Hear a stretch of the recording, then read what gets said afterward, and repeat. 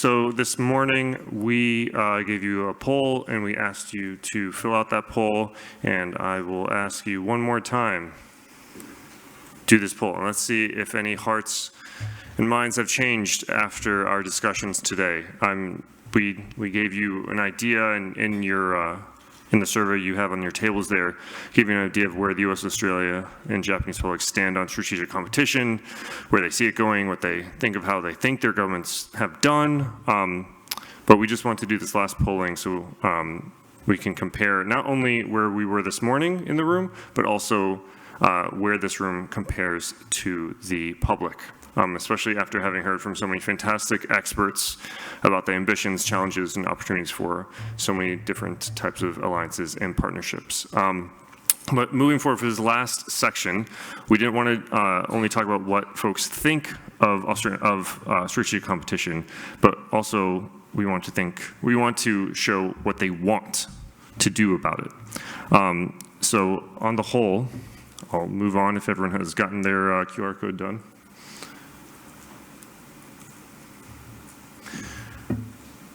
On the whole, we find that the publics really want diplomatic and economic responses to a Chinese invasion of Taiwan. So on this slide, you'll see, compared to last year, where Australian, Japanese, and American public stand on sending troops in response to an invasion of Taiwan by China.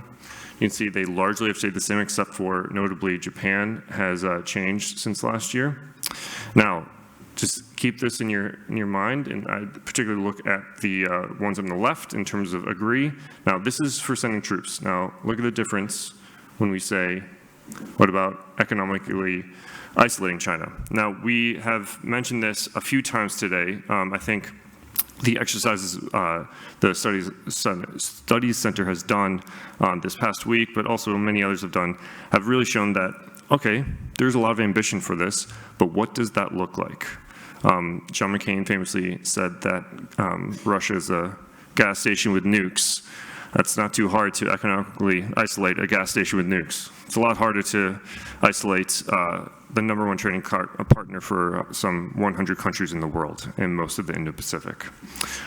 So the value, again, just going back so you can see the difference between sending troops and economically isolating, and just seeing just how much more support there is for that. But again, we don't have the roadmap for that. We need to really start thinking long and hard about what that actually looks like to economically isolate. Now, one more thing. One thing that we've done at the Study Center for a few years is ask about strategic competition and putting some skin in the game. So for a couple of years now, we've asked, if you have a phone that's made in China and a phone not made in China, which one do you prefer? And we've asked American, Australian, and Japanese response about this. 90% across the 3 countries want a phone not made in China, assuming they're the same price. Then we said, what about if the phone not made in China is $500 more expensive? And we found that about 2/3 to 3/4 of American, Australian, Japanese respondents are willing to pay $500 more for a phone not made in China. Now, then we asked this year for the first time, what about taxes? You don't have a choice. You're not in the store.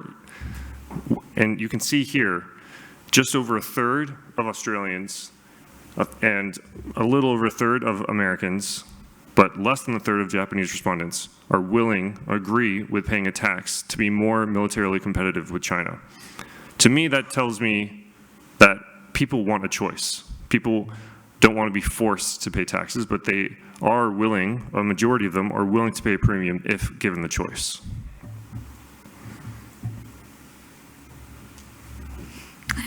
But we've also seen that alliance cooperation doesn't just have military applications. We also saw a great appetite for the promotion of democratic norms and enhancing prosperity in the region. So we saw 60% across all 3 countries want to collaborate on non-traditional security issues. And in figure 17 in our report, you can see how the 3 countries respond to stimulants like supporting developing democracies in Asia to host democratic elections, and the kind of appetite for restricting China's access to technology.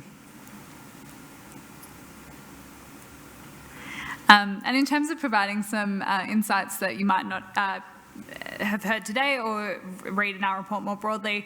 One of the things that I think is worth pointing out is that we see both Australia and Japan have a high appetite for working together and working with the United States on these things, both military and in other applications, but Japan and Australia are different. Australians are twice as likely as Japanese respondents to support basing US Marines in their own state, but they're also far more willing than Japanese respondents to want a foreign policy independent of foreign powers. So 46% of Australians and 18% of Japanese agree or strongly disagree with permanently basing US Marines in their state. Yet this doesn't necessarily correlate with a negative Japanese view of the United States. And one of the few findings from this report that there's a couple of findings in this report where Japan really stands out. And for one thing, Japan far and away has the rosiest view of the United States. 55% say that the United States is mostly helpful in Asia. Japan is also the most optimistic of the three countries about the US ability to be the most militarily and economically powerful country in Asia in 25 years. And it's the most, it's the country where the most number of respondents will say that it is more likely than unlikely that the United States will maintain dominance in Asia in 25 years.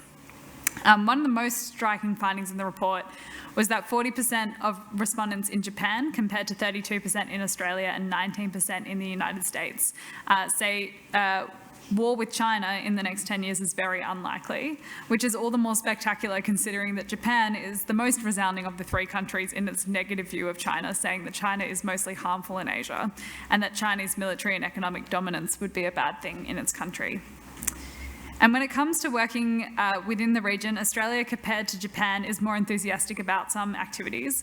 Australians are much more gung-ho about holding China to account on human rights. So 84% of Australians say that they agree with holding China to account on human rights, whereas only 63% of Japanese would say the same. And of that 84% of Australians, 43% of Australians strongly agree with holding China to account on human rights.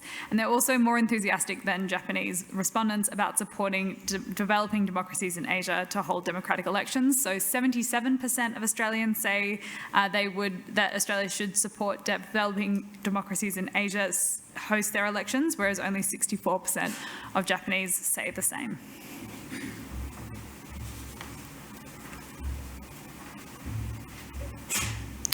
Now, this is the spicy question, as Mike mentioned earlier, and we saved best for last. This is a really big source of anxiety, as Zach accurately said. It's important to know when the U.S. Study Center was founded. The U.S. Study Center was founded not long after the largest protest in Australian history, and it was against Australia's involvement joining the U.S. in the Iraq War. And now we're looking at a poll here saying a significant number of Australians would want to withdraw from the alliance if Donald Trump is elected. Now, we didn't ask this in 2016. I have a feeling that it would be even higher back then than it is now. Because one thing to note, if you actually read the report and see the other polling on this, is that Australians actually have a less negative view of Trump than they did last year. 5% less of Australians think that Trump would be bad for Australia.